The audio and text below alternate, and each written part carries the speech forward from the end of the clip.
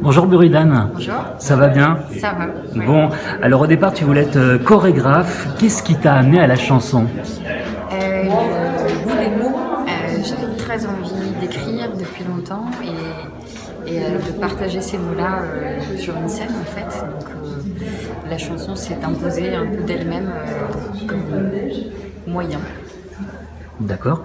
Sur ton album Barge Endurance, on trouve une certaine rythmique. Est-ce que ça t'apporte autant que de chanter? Ah oui, bah oui, même plus parce que la danse c'était un mode d'expression qui était muet.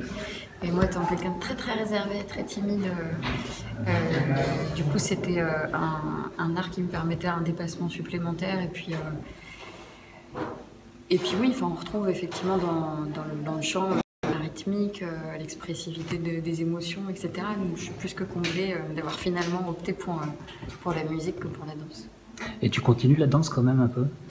Ah, je continue un peu, mais de façon amateur et puis je commence un peu à la ressemer aussi dans les clips, dans les vidéos qu'on peut faire autour de cet album. Alors justement, par rapport au clip, raconte-moi comment s'est déroulée la performance du clip, la transition, une performance immobile, à l'opposé d'une danseuse finalement. Et oui, moi je trouvais que c'était la meilleure métaphore pour parler d'immobilité subie. J'avais très envie d'impliquer mon corps expérimentalement et donc nous avons tourné du lever du soleil jusqu'au coucher, donc 9 heures debout sur une place à Lyon. Voilà, un grand moment physique et mental très intéressant à vivre. D'accord, donc c'était pas sur un fond vert, hein? Non. Moi j'ai cru, je me suis dit, bon, ils ont mis un fond vert, il y avait une image au fond et puis elle s'est mise devant. Non, et d'ailleurs j'étais un peu déçue du résultat parce que le fond vert aurait permis que le corps soit vraiment immobile. Et en fait, quand on regarde la vidéo, il y a plein de micro-mouvements. Des fois, on voit que je parle parce que on me demandait comment ça allait, si je tenais le coup, etc. Donc non, c'est pas du tout truqué, c'était pas l'intérêt. L'intérêt, c'était plus que l'esthétique, c'était vraiment l'expérience physique. Bon, alors à l'écoute, on comprend qu'il y a à la fois de la colère et de l'amour, comme sur la chanson Le Phénix. Le Phénix et la cendre, c'est voulu ces différents sentiments? Alors, dans le Phénix, moi je vois pas de colère, je vois plutôt. Le Phénix et la cendre, c'est un peu un hommage à l'acceptation de soi, c'est-à-dire s'aimer soi en premier. Et s'aimer, ça veut dire entièrement, c'est-à-dire vraiment sépare d'ombre et de lumière, ses failles et ses forces. Et voilà, enfin d'inciter aussi et l'autre à nous aimer tel que nous sommes et inversement de faire aussi ce même travail, c'est-à-dire de ne pas attendre des gens qui soient tout le temps parfaits et sans faille et infaillibles, mais d'apprendre à aimer les choses dans leur entièreté, dans leur imperfection. En fait, la perfection, c'est l'imperfection, selon moi. Et selon sûrement d'autres grands penseurs. Tu as dit que ton histoire te fabrique tel que tu es, même au niveau physique. Tu peux m'expliquer ça? J'ai dit ça? Oui, en 2017. Ah, ça y a pas longtemps. Ouais, tu vois, je me suis bien renseigné, j'ai travaillé. Redis la phrase, j'ai dit quoi? Tu as dit, ton histoire te fabrique tel que tu es, même au niveau physique. Oui, ça y est, je remets le contexte. En fait, attends, comment expliquer? Tu pourras couper ou pas?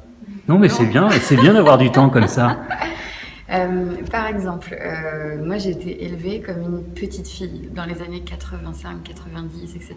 Ouais. Et j'étais la seule fille de la famille, et donc j'ai été élevée avec beaucoup de précautions, comme une petite chose fragile. Protégée. Protégée, surprotégée même. Et finalement, voilà, je fais 1m59, je suis pas hyper costaud, je suis blonde, un blond que j'ai entretenu ensuite volontairement par la suite, mais j'ai l'impression que des fois on se retrouve avec une image qui a été façonnée par notre éducation, par les milieux dans lesquels on a évolué, le fait d'évoluer dans un milieu très féminin aussi, qui est la danse. Mais c'est intéressant après d'avoir à se bagarrer un peu contre la surface, l'apparence, et puis ensuite qu'est-ce qu'il y a à l'intérieur. Alors je rebondis là ce que tu viens de m'expliquer. Ça t'énerve quand on te dit par exemple que tu as une petite voix légère, une petite voix d'enfant. J'ai lu ça il n'y a pas très longtemps.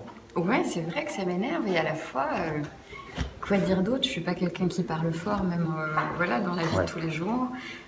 J'ai été élevée avec cette idée de pas faire trop de bruit, pas prendre trop de place, être très poli, etc. Donc tout ça façonne aussi une texture vocale qui après s'apprivoise dans le chant, mais qui reste une empreinte certaine. Comment te vient ta manière d'écrire, ta méthode d'écrire? Il n'y a pas vraiment de méthode, si ce n'est que j'écris beaucoup en prose, comme une sorte de journal, quelque chose sur lequel on jette sans souci de forme les idées qui nous viennent.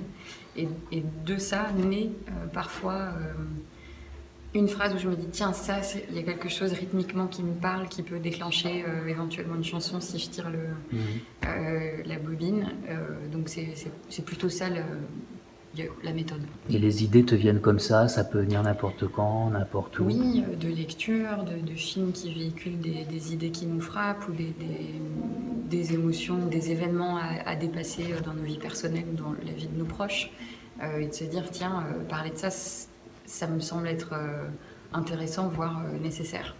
Alors justement, la lecture, on en parle pour finir l'interview. Je sais que tu aimes lire. Quel livre as-tu lu dernièrement et qu'est-ce que tu pourrais conseiller à nos lecteurs de lire?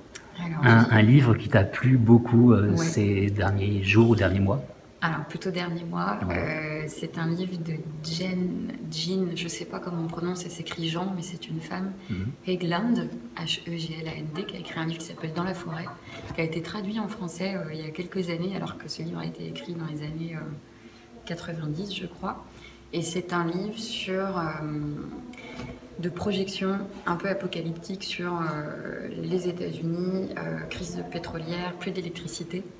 Et c'est l'histoire de deux sœurs qui se retrouvent dans une maison assez isolée avec leurs parents qui décèdent et de comment on survit. Donc c'est un livre qui est très intime, qui n'est pas du tout dans le sensationnel des films apocalyptiques blockbusters qu'on peut voir au cinéma. Vraiment quelque chose de l'ordre de l'intime sur comment on survit, qu'est-ce qu'implique ce retour à l'essentiel, enfin cette obligation de retour à l'essentiel, qui me faisait penser un peu au film de Captain Fantastic, version littérature et avec beaucoup de sensualité, parce que ces deux jeunes filles, le rapport de sororité aussi entre elles est assez fort. Merci Buridan. Merci à vous.